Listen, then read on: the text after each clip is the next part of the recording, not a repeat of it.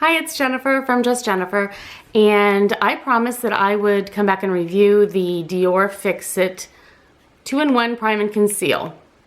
And I have put up a video of me using this. It was the one prior to this one called Getting Ready With Me, in case you are interested. But I warn you, it can be frightening at times because I'm doing a whole makeup thing. But anyway, I use this and I have tried it in many different ways in the last couple weeks or so.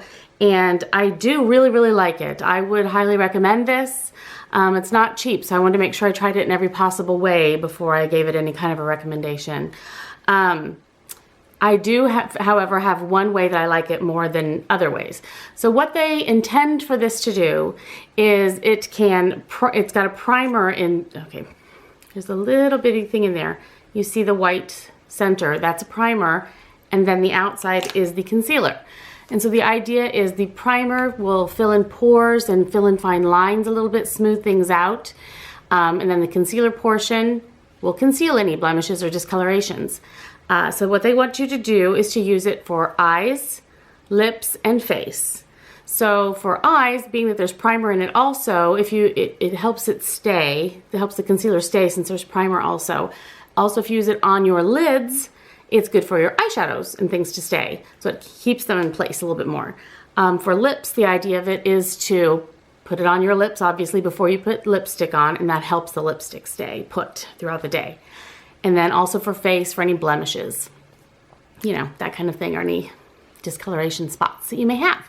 So that's the idea behind it. Well, what I found is I like it best for my eyes. I guess the reason being, well, I'll tell you what I do with it with my eyes. If you've seen that other video, you pretty much know what I do with it. It comes in 3 colors, by the way, 01, 02, and 03. So there's not a huge color range. Some people might have to mix 2. I'm the 01, and this is the color.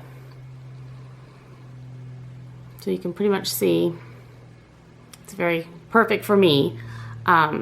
But being that there's only the 3, you might need to, you know, it might be a difficult thing for some people to color match. Anyway, I use it on my eyes to obscure lines and to fill in that a little bit under here. And then I also use it on my eyelids for primer for eyeshadow and to get the color to be more uniform before I start putting on the eyeshadow too, because I have discoloration a little bit there, a little shading and strange things and redness and so forth. I also tend to use it on and around my nose where I get red there too, because I really want that to be, you know, more uniform color of my face and for that to stay put so I don't have to keep adding things to it all day long. And this stuff really does help it stay put. That I will definitely attest to. I tried it on my lips, however. And I get what they're saying, because the concealer makes your lips then turn more, you know, it hides the true color of your lips first, and then whatever color you put on top of that is more true to the correct lipstick color. It's not added in with your lip color. So I get that whole point, and then being that it's primer, it helps that lipstick stay. And I think it does. It did help it stay longer for me. However, just going through my day and having lunch and whatever, I did notice after a while the lipstick had worn off, as lipstick will do, but then I was left with this because it stays so well. That was still on my lips, so I had like dead lips, you know what I mean? It wasn't my real color in there anywhere, so it just looked like the same color as my face, and that was not a good look for me. So anyway, that's not something I'm going to probably use it for anymore, unless I do want to constantly check on it to make sure that the lipstick hasn't worn off and I'm left with concealer on my lips, basically.